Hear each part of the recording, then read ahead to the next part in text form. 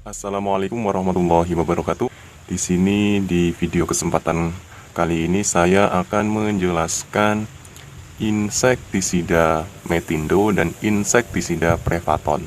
Nah, di kesempatan video yang kemarin saya sudah menjelaskan insektisida Prevaton dan insektisida Metindo, tapi dalam bentuk video yang berbeda ya. Dan kali ini saya di kesempatan video ini akan menjelaskan bagaimana cara pencampuran ya insektisida Metindo dan insektisida Prevaton, yang mana insektisida Metindo ini mempunyai bahan aktif metomil 40% dan Prevaton mempunyai bahan aktif klorantraniliprol sebesar 50 gl atau gram per liter seperti itu. Nah, di kesempatan video ini di sini saya akan mengulas bagaimana tentunya cara mencampur insektisida Metindo dan Prevaton untuk mengendalikan hama ulat atau hama caper yang memang sudah resistensi atau sudah kebal seperti itu. Nah, kenapa sih kok hama bisa kebal atau bisa resisten? Karena seperti ini. Kadang kebiasaan petani itu terlalu sering menggunakan hanya satu bahan aktif saja, tidak diganti dengan bahan aktif yang lain.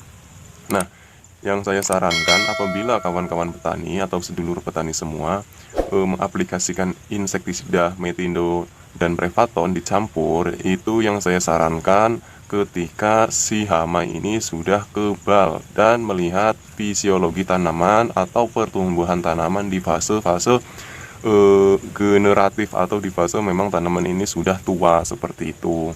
Biasanya kebanyakan kalau hama sudah kebal itu rata-rata di tanaman yang memang sudah tua, namun tanaman sudah tua tapi masih bisa produktif seperti itu. Nah, saya berikan contoh misalkan di tanaman cabai. Kalau tanaman cabai itu kan ada yang namanya buah pertama dan ada buah yang kedua dan ada buah yang ketiga, dan umurnya kalau normal itu bisa sampai 1 tahun lebih dengan catatan itu cabai lokal. Seperti banyaklah cabai lokal ya.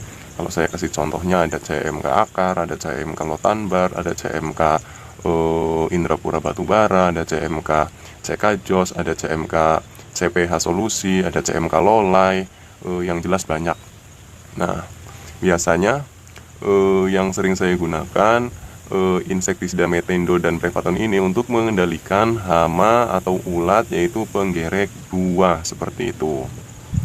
Biasanya kalau ulat penggerek buah itu di fase-fase tanaman umur-umur 75 hari atau 60 hari itu biasanya masih kita bisa gunakan dengan satu bahan aktif saja. Nah, biasanya kalau tanaman sudah masuk ke umur 100 hari itu biasanya hama itu sudah mulai resisten atau hama ini sudah mulai kebal seperti itu, karena siklus hama ini sudah terbiasa dengan satu bahan aktif.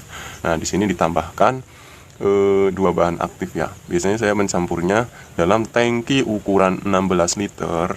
Saya ulangi lagi ya, dengan tangki ukuran 16 liter. Biasanya saya menggunakan Metindonya itu 2 sendok makan, Prevatonnya itu 30 mili. Dengan catatan itu di fase-fase sudah tanaman sudah tua seperti itu. Saya ulangi lagi, dengan tangki ukuran 16 liter, Metindonya 2 sendok makan, Prevatonnya 30 mili. Biasanya saya dalam penyemprotan dalam waktu di sore hari seperti itu ya. Nah, untuk pencampurannya yang pertama yang harus dilarutkan yaitu Metindonya dulu, karena Metindo ini berbentuk tepung. Nah, setelah dilarutkan dalam ember yang sudah terisi air, baru kita tambahkan insektisida Prevaton seperti itu. Nah, jangan lupa kalau untuk menggunakan insektisida Prevaton ini sebelum digunakan harap dikocok terlebih dahulu, karena di sini ada tertulis 50 SC, yang mana SC ini suspension concentrat atau insektisida yang bisa disuspensikan.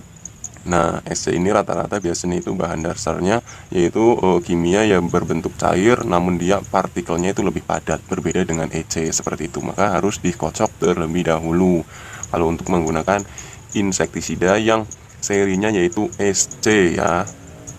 Nah, setelah itu untuk intervalnya, biasanya kalau saya melihat kondisi di lahan, kalau memang ulat ini sudah di ambang batas, saya intervalnya itu 2 hari sekali atau 3 hari sekali.